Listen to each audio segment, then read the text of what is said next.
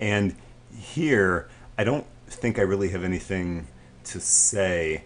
I just wanted you to see from another perspective what you probably couldn't see while you were guiding the class. So you can just check out what they look like from the profile here.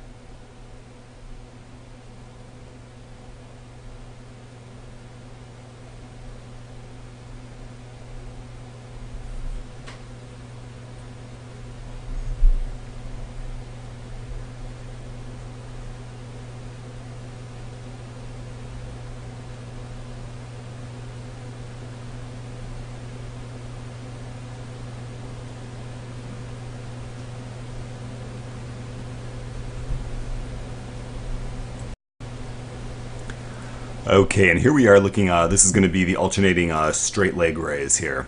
Actually, you're in the middle of guiding them. Actually, you're chewing them out. You just got done correcting them twice, I believe, at this point. But in a moment, we're going to go to the alternating straight leg. And the only reason why I'm including this here is because it's another example of hip flexor dominant exercise within a given session. Like I pointed out earlier, for you to take note of, okay, when I look at my programming, how many hip flexor dominant moves am I using? And what about my sports specific training? How much hip flexor work are we doing there? And what's the relative value of the total amount of hip flexor work we're doing? Typically you want to err on the side of probably backing off it a little bit. There's nothing wrong necessarily with this exercise either. It's just how it's packaged with all the rest of the hip flexor dominant stuff.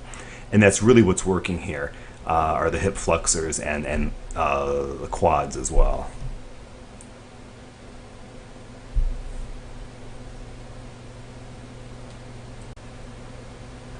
Here's an interesting one. Okay, so we got a few things going on here. Number one, we have hip flexor overload, right? Again, it's another example of hip flexors working actually really, really hard.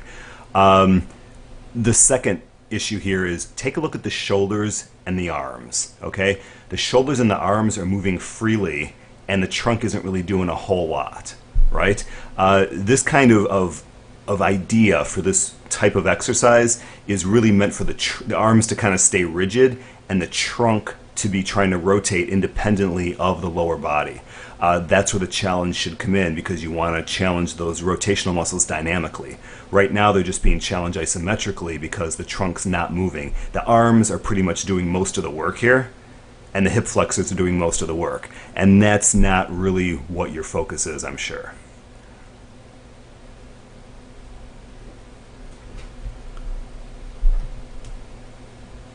And here, oh, it's just for you to see, because you probably couldn't see this perspective when you were guiding the class.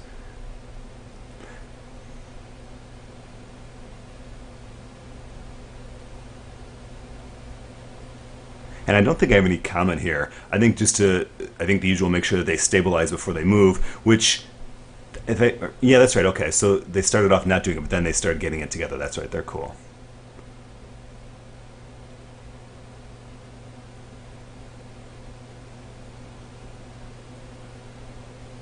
You got Gabe and Andrew in sync back there.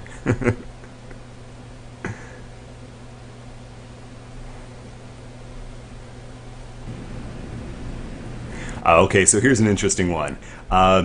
Make sure you cue them to drive their legs hard into the floor and then quickly bring their knees up and forward. Watch Andrew. Jack does this well in the beginning too.